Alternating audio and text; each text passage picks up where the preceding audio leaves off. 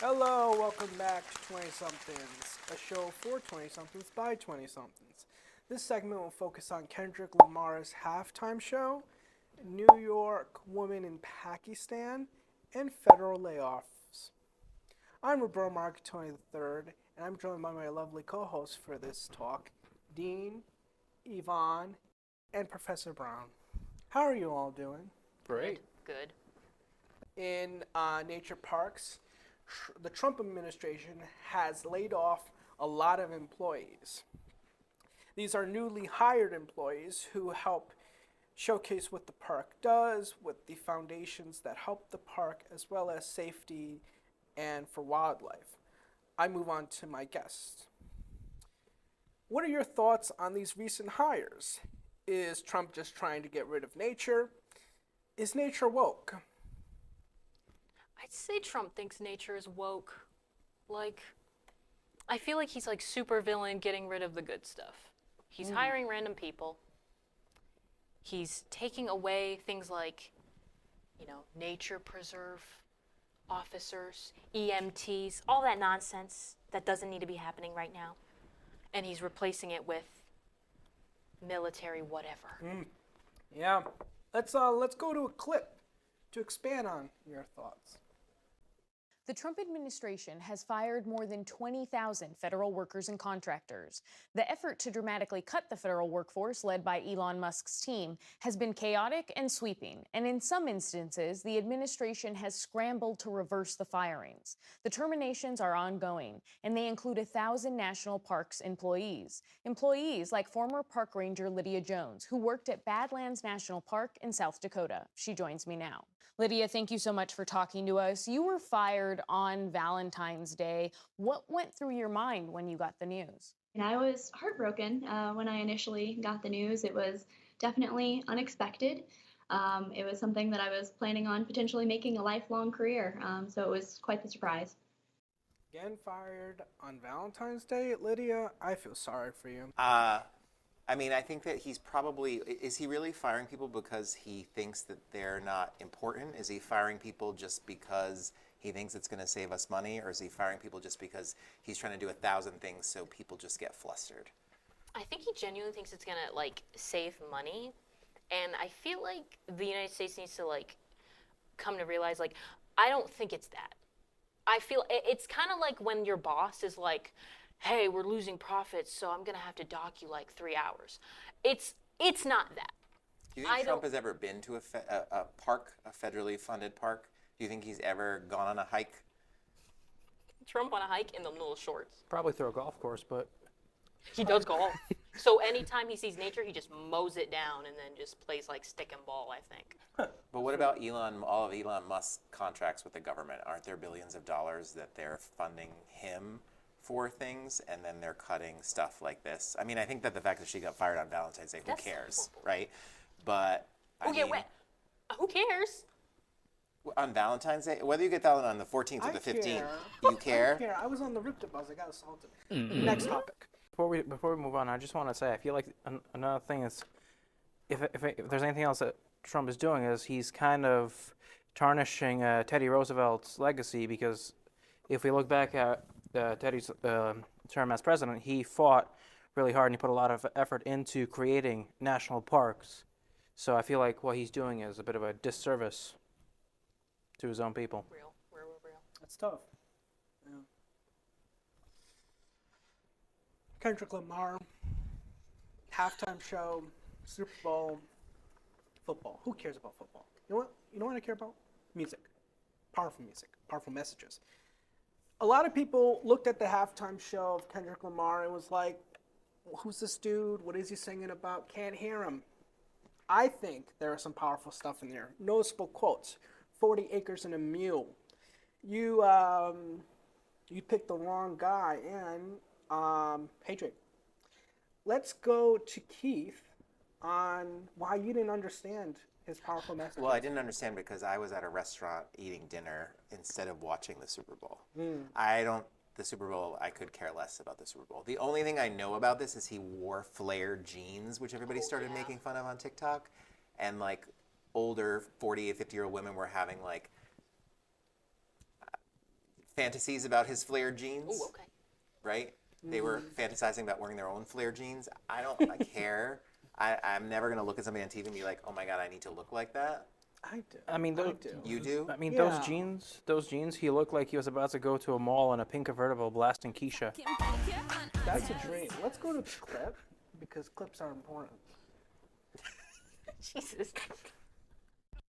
Boom, boom, from the west side to Senegal. Full moon, let the wolves out. I've been a dog. Squabble up, squabble up, squabble up, squabble up, squabble up, squabble up, squabble up, squabble up, squabble up, squabble up, squabble up, squabble up, squabble up. No, no, no, no, no! Too loud, too reckless, too ghetto. Mr. Lamar, do you really know how to play the game? Then tighten up! Nobody pray for me. It been a day for me. Well, yeah. As we see from the clip, we see symbolism of the American flag. We see Samuel L. Jackson, who plays Uncle Sam, talking about too reckless, too ghetto. Any thoughts? And Trump was there. So, I mean, was any of this because it would piss him off? Samuel L. Jackson dressed up as Uncle Sam. I love Is that something Trump would hate? 100%. Yeah, not to be a loser and go off of his skinny jeans and talk about like black culture, like something stupid like that. But I loved Samuel Jackson's role as Uncle Sam. And at first when I was watching it, I was looking at the song choices and I was like, oh, okay, like we got some like song choices that maybe aren't as popular. I know people don't really like Squabble Up. I love that song.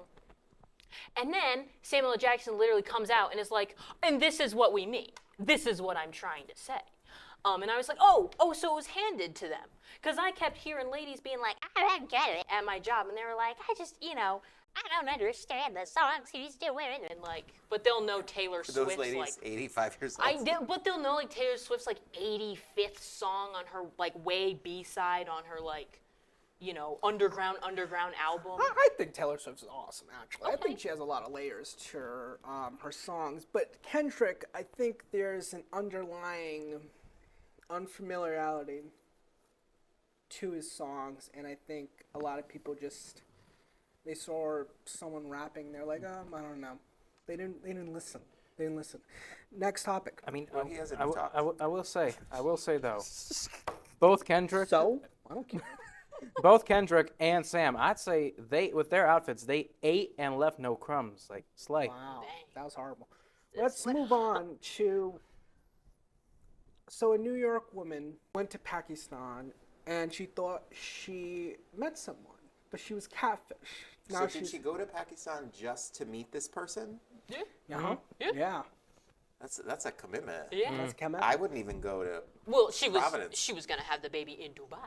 She was gonna go to Dubai and have her baby in Dubai. I mean, she Dubai- wasn't gonna stay in Pakistan. I mean, hey, Dubai's got that good chocolate. I know, and they got them underwater Teslas, man.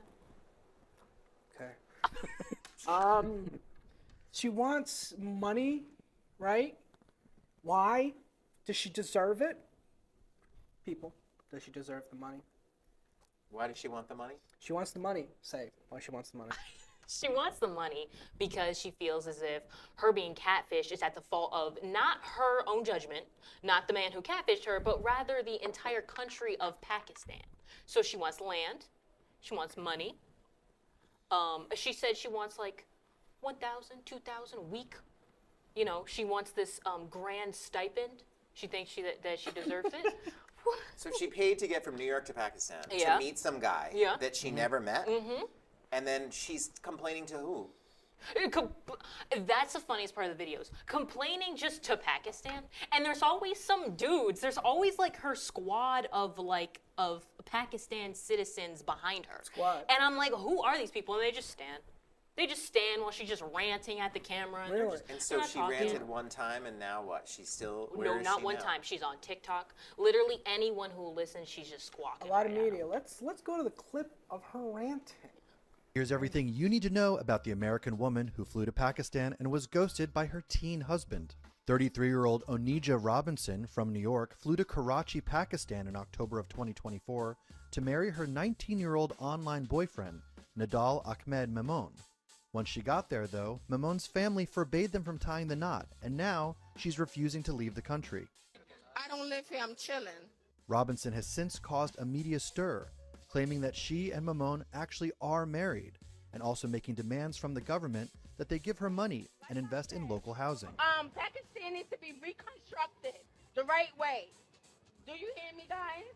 Make sure y'all get this on your camera. I'm married to Nidel Hamid. I'm Onaija Hamid. We are moving to Dubai very soon. We're going to have our baby in Dubai. Wow. She needs to reconstruct her Do you attitude. think she's mentally ill? I think. I mean, because she's either completely stupid or mentally ill. Edwin, let's guess where she is from America.